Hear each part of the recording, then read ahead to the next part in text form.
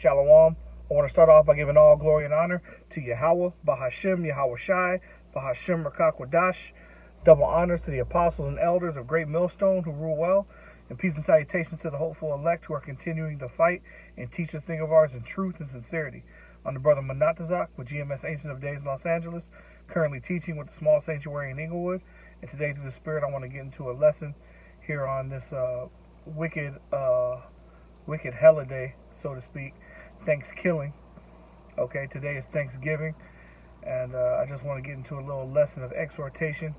I'm pretty sure brothers are going to be going in through the Spirit, because this is one of the wicked holidays here in Babylon the Great, one that glorifies the slaughter and the massacre, okay, of the Northern Kingdom, okay, and then almost as if it's a proverbial slap in the face, even though us, the prophets, can see right through it.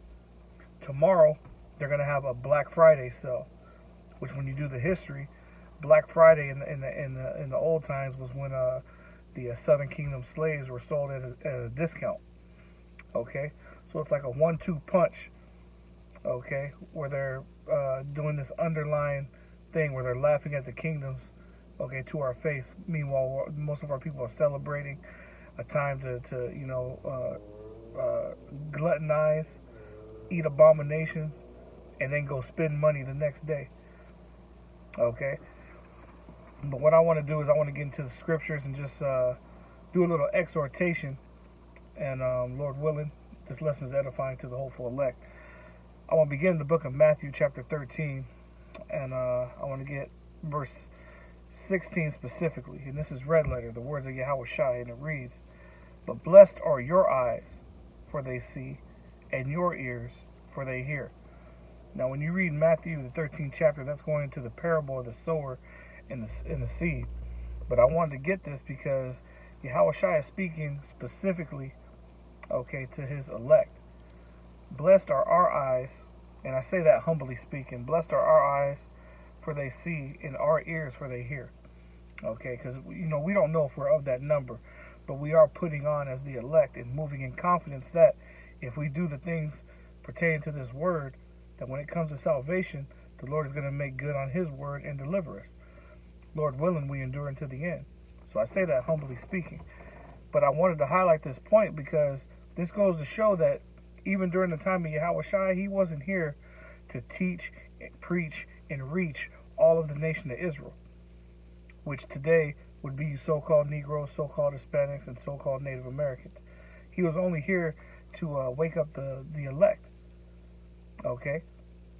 And when he comes and he returns for his second time, when he cracks those clouds, as the apostles affectionately say, okay, and he comes and takes down these kingdoms, destroys these nations, he's going to deliver his elect. All right, but I wanted to highlight this because during this time of this holiday, where the whole world is, getting together with their families and celebrating and cooking big feasts, okay, on the flip side of that, the children of Israel, during the time that this was instituted, were suffering and in slavery and in captivity and on the brink of a genocide. Okay? Now, when we grew up in the world, we didn't know any better because we were growing up to the customs of this world. But now that we've been woken up to the truth, blessed are our eyes, for they see, and our ears, okay, because they hear. And we understand the wickedness and the nefariousness of this particular day. And we will have no parts of it. Okay? We're seeking for our continuing city in the kingdom where we can celebrate the high holy days to their perfection and righteousness. Okay? And when you go into the high holy days, most of those were celebratory events of victories over the heathen nations. Okay? But our people are so blinded that they're celebrating the downfall of their own people. Okay? Now I want to segue into the book of Romans chapter 12 and 2. Okay, which reads, "And be not conformed to this world, but be ye transformed by the renewing of your mind, that ye may prove what is that good and acceptable and perfect will of the Most High." Okay? Did Yahawashi not say that we are not of the world? Okay? He was once again speaking to his men, his hopeful elect. All right? And this lesson of exhortation is going out to that same body of believers. Okay? We are not conformed to this world. All right? Sure, we'll take the free paid day from work, from slavery. But instead of looking forward to getting around a table of abomination and getting around to having vain conversation with families, we're taking this time to do the will and the work of the Lord. Okay, which is our reasonable service to begin with. Okay. I'm going to read that again. Actually, I can begin at the top. Since I mentioned reasonable service through the Spirit must want it to come out.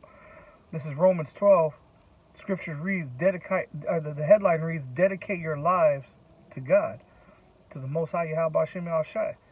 Romans 12 at the top, I beseech you therefore, brethren, by the mercies of the Most High, that you present your bodies a living sacrifice. Okay, and that's what we do on a weekly basis. When we go out into the highways and hedges, okay, we're out in the open, out in the elements, okay? Our foreheads strong against the foreheads of our people. Okay.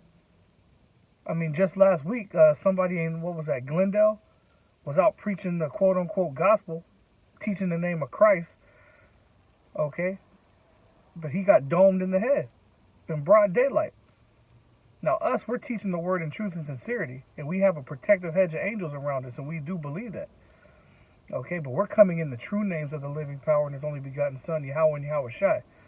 You Christians that are on the street corners holding these signs, teaching Christ, speaking into your blowhorns, are doing it in vain and doing it in vanity. Christ is just an idol, a lifeless idol.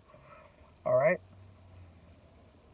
I'm going to read it again from the top. Romans 12. I beseech you therefore, brethren, by the mercies of the Most High, that you present your bodies a living sacrifice, holy, acceptable unto the Most High, which is your reasonable service. Okay? And be not conformed to this world, but be ye transformed by the renewing of your mind, which is exactly what happened when we were baptized by this word, by these living waters. Okay? We weren't literally dunked in water and came out clean. No, being baptized is renewing your mind with this word, casting off that old man and living to the best of your abilities, okay, with the concordance of the law, statutes, and commandments, which we know we cannot keep perfect in this sinful flesh. But the Lord knows the intent of our heart. And he knows the sincerity of the way that we move. Okay? As the old saying goes, practice what you preach. The hopeful elect are the living embodiment of that. Okay? It says, and be not conformed to this world, but be ye transformed by the renewing of your mind, that ye may prove what is that good and acceptable and perfect will of the Most High. Okay? Now, with that being said, let's go to the book of 1 Corinthians chapter 8. Okay, and the headline reads, Food Offered to Idols. Okay, now this is this is an important passage, especially during these wicked holidays, for those of us that are in the truth and may be confounded on if we could partake in the food that's offered on the table. Now, the short answer is yes, we can, as long as it's not an abomination. You know, obviously we don't eat ham, we don't eat, you know, the crab, the shellfish, you know. But if there's things that are lawful, okay, of course we can partake in it. Okay, even though it's being presented on a wicked day such as this, and I'm gonna get it in the scriptures. Okay, this is 1 Corinthians chapter 8 at the top, and the headline reads, "Food offered to idols."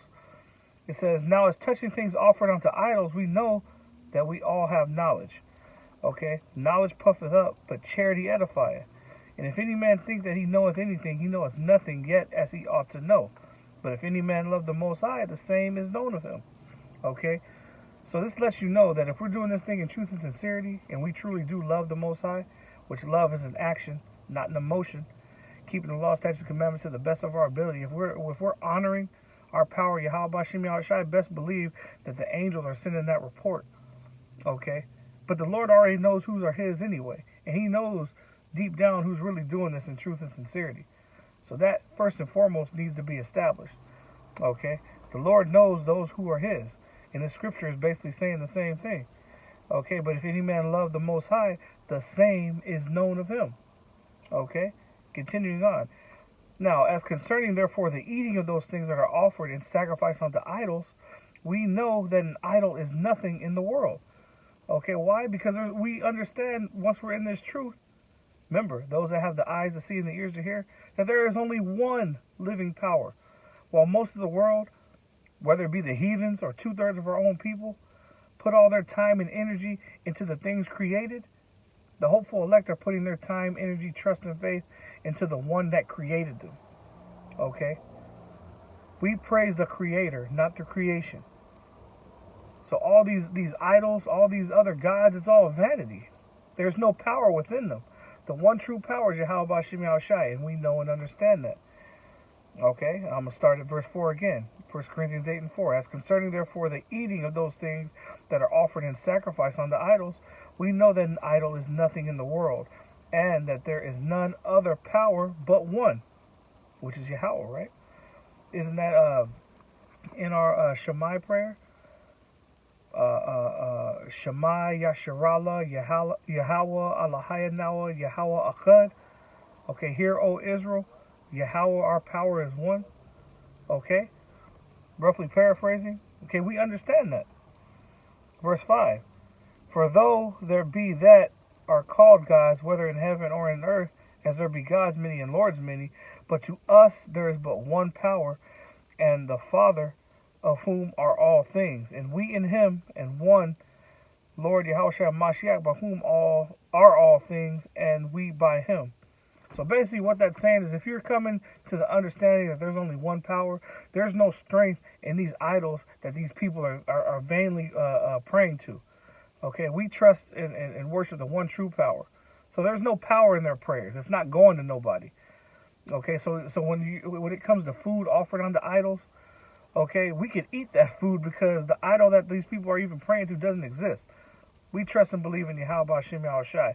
But if that be too much of a stumbling block for someone of a lesser faith, and this is not to knock you down, then the simple thing is don't partake in the food. Okay? Don't partake in the food. Okay? You're not going off by declining. Okay? But as long as what you're eating is not an abomination, then you can eat the food at the Thanksgiving dinner table. Okay? It's not a big deal. Okay? But with that being said, there's a balance to everything. Now, before we read verse 7, it says, the headline reads, be a good example. And I'll explain why. 1 Corinthians chapter 8, verse 7. Howbeit, there is not in every man that knowledge. For some with conscience of the idol unto this hour eat it as a thing offered unto an idol, and their conscience being weak is defiled. Now, we all have different spirits and different lots in this thing. Okay? And it may be too much for some people to eat something that was knowingly offered to a false god. Okay? And if that's the case, then don't be pressured into eating it. Okay? Verse 8, but meat commanded us not to the Most High, for neither if we eat are we the better, neither if we eat not are we the worse. So you may have two different believers, okay, on two different spiritual levels, that see food that's offered unto an idol. Okay? If the food is unlawful and one of the believers eats it, he's not going off. Okay? But if there's another believer that sees this food offered unto an idol and the food is lawful and he doesn't eat it, he's not going off. Okay? You understand? Verse 9, but take heed, lest by any means this liberty of yours become a stumbling block to them that are weak. Okay? Now, for the one that ate the food offered unto the idol, you have to take heed, because that very action could be a stumbling block to the one that did not eat. And even though you're not going off, as the scriptures say, abstain from all appearances of evil. Okay? You don't want to potentially knock the faith of a believer at that point. So it may be in your better interest to also, too, not partake. But once again, this is based on a spirit-to-spirit basis, because we all have different levels and different lots in this thing. Okay, that's why it says be a good example. If you know that there's a brother that's very adamant on not eating something offered unto the idol, and a brother of a higher level, or even of a lesser level, it really doesn't matter. You don't want to do something that could potentially offend that brother or have him looking at you sideways. Okay, even though, as the scripture said, both are in the right. Okay, but what would be the lesser of the two? Okay, it would be to abstain from it. Okay, if you know that it could potentially offend a brother. Okay, verse 10, for if any man see thee which has knowledge sit at meat in the idol's temple, shall not the conscience of him which is weak be emboldened to eat those things which are offered to idols? Okay, and though thy knowledge shall the weak brother perish for whom Hamashiach died. Okay, it says, and through thy knowledge shall the weak brother perish for whom Hamashiach died.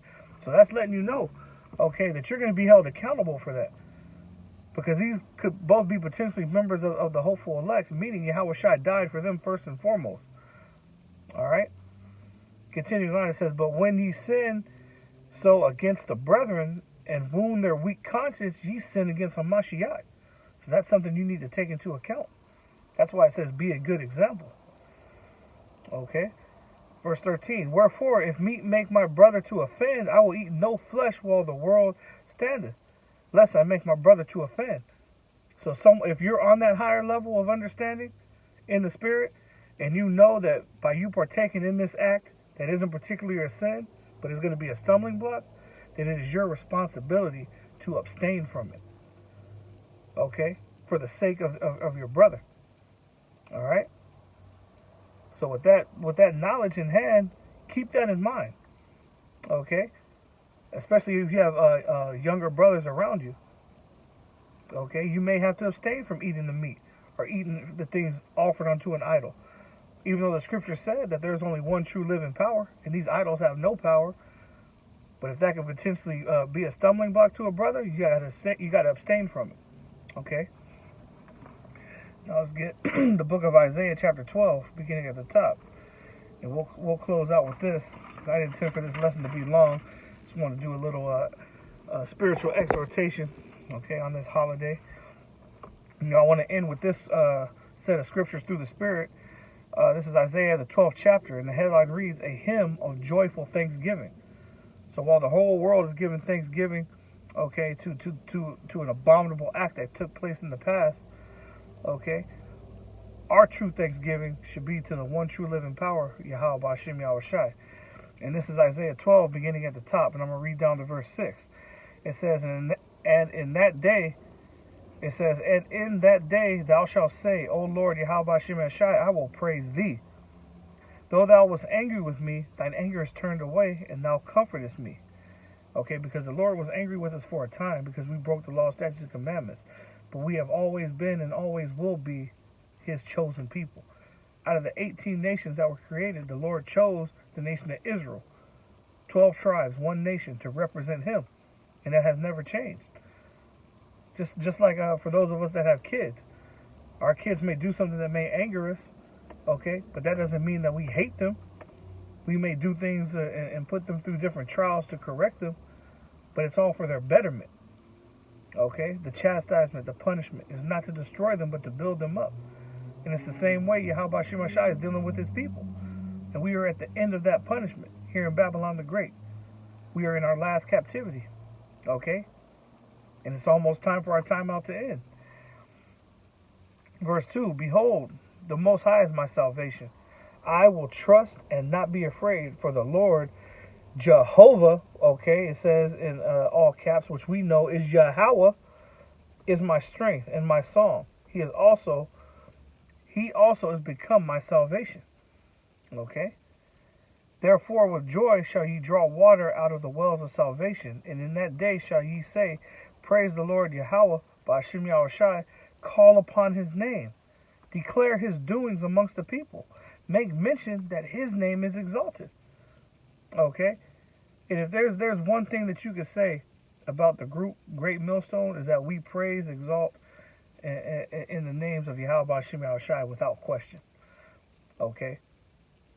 That's one of the main reasons I feel, this is me speaking as a man, one of the main reasons I feel these prominent platforms, podcasts, TV shows, magazines, whatever have you, specifically don't come to the apostles and elders of Great Millstone, but they go to these other 501c3 church leaders.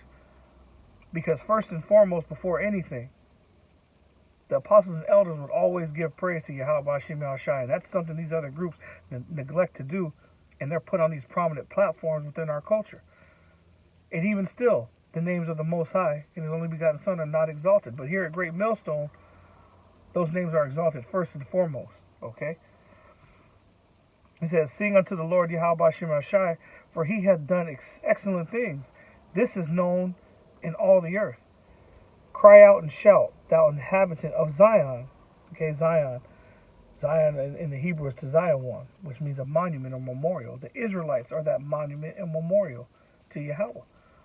Okay? So this lets you know that we are the ones that are supposed to sing those hymns of praise and thanksgiving. True indeed, these other heathen nations are supposed to follow foot, but it begins with the nation of Israel, His chosen people. Okay? It says, "For great is the Holy One of Israel in the midst of thee." And all praise to YAHAWASHI for that understanding, because the hopeful elect have the eyes to see and the ears to hear. Okay? And it is of no question that those names should be exalted from now until forevermore. Okay, so with that, Lord willing, this lesson was edifying to the hopeful elect. I want to give all glory and honor to Yahweh, Ba'ashem Yahawashi, Ba'ashem Rakakwadash. Double honors to the apostles and the elders of Great Millstone who rule well, and peace and salutations to the hopeful elect who are continuing to fight and teach this thing of ours in truth and sincerity. This has been your brother Manatazak, and until the next lesson, Shalom.